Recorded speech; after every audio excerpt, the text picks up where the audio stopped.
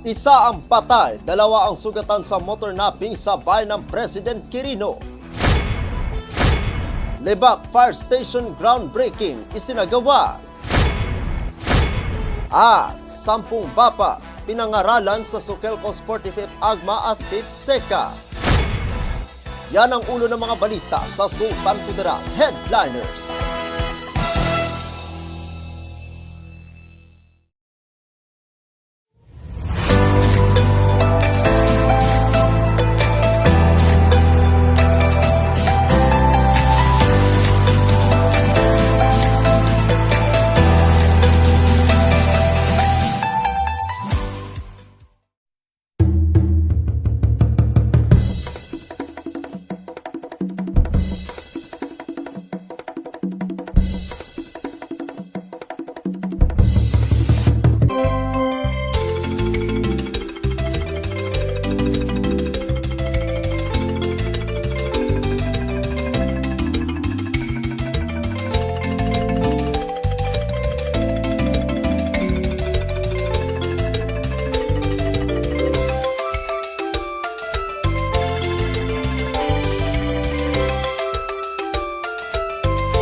Magandang araw, lalawigan ng Sultan Kudarat.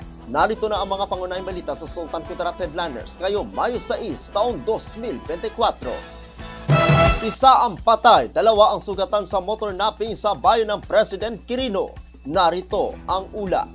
Isa ang patay habang dalawa ang naaresto matapos ang nangyaring barilan alas 9:40 kaninang umaga. Ika-6 ng Mayo taong kasalukuyan sa Barangay Road ng Barangay Suben sa bayan ng President Quirino, lalawigan ng Sultan Kudarat. Batay sa inilabas na ulat ng President Quirino Municipal Police Station, bago ang nangyaring barilan sa pagitan ng mga pulis at mga motor napper suspect, ay tinangka umanong agawin ng 3 lalaki na sakay ng kulay pula at itim na badya ang Suzuki Rider ng isang Sergeant John Acosta Valdez. Ngunit hindi umano nakuha ng mga sospek ang motor matapos na tumakbo pabalik sa kanyang bahay ang sundalo.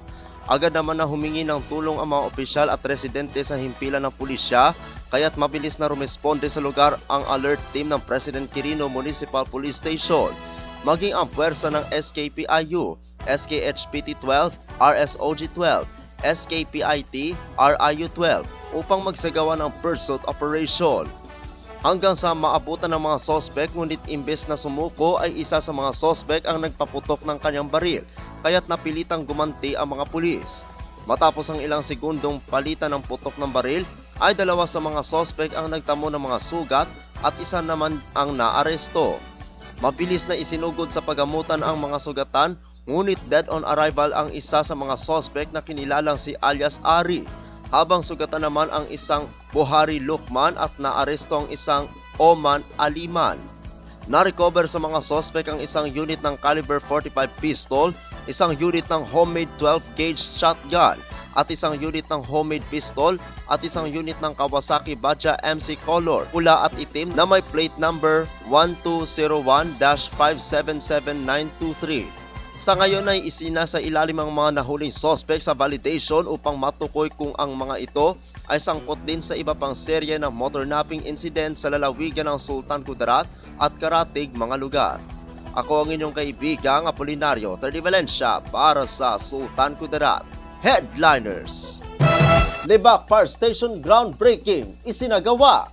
Narito ang ula.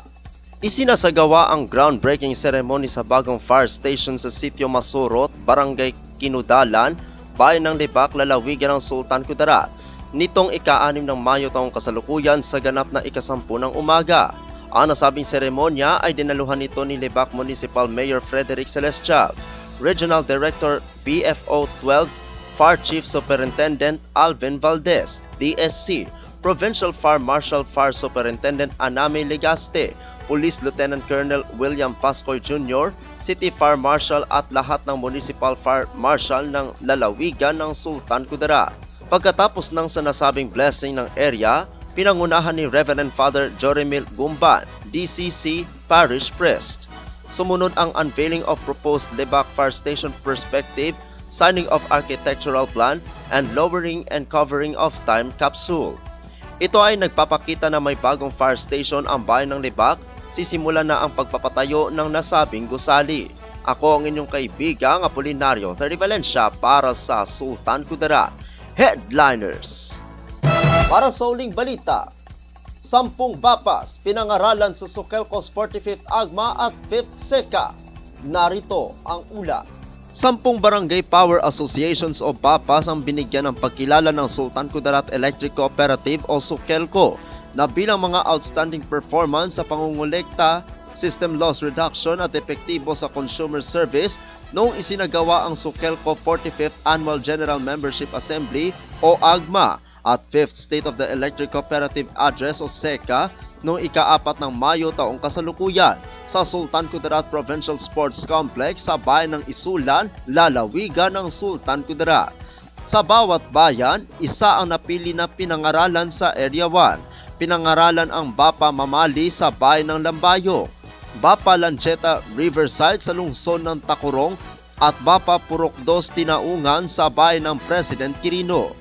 Sa Area 2, panalo ang Bapa San Martin Meter 1 sa bayan ng Isulan, Bapa Hambong-Hambong Yamalya sa bayan ng Esperanza at Bapa Saroped Tuka sa bayan ng Bagong Bayan. Sa Area 3, panalo ang Bapa Basak sa bayan ng Liba, Bapa Sangay sa bayan ng Kalamansig at Bapa Sewod sa bayan ng Senator Ninoy Aquino.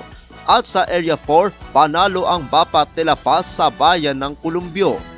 Sa parangal na ito ay magsisilbing inspirasyon sa mga bapas na pagbutihin pa nila ang kanilang mga tungkulin na maging kabalikat ng Soquelco sa paglilingkod sa mga MCOs. Ako ang inyong kaibigang Apolinario Terry Valencia para sa Sultan Kudarat Headliners.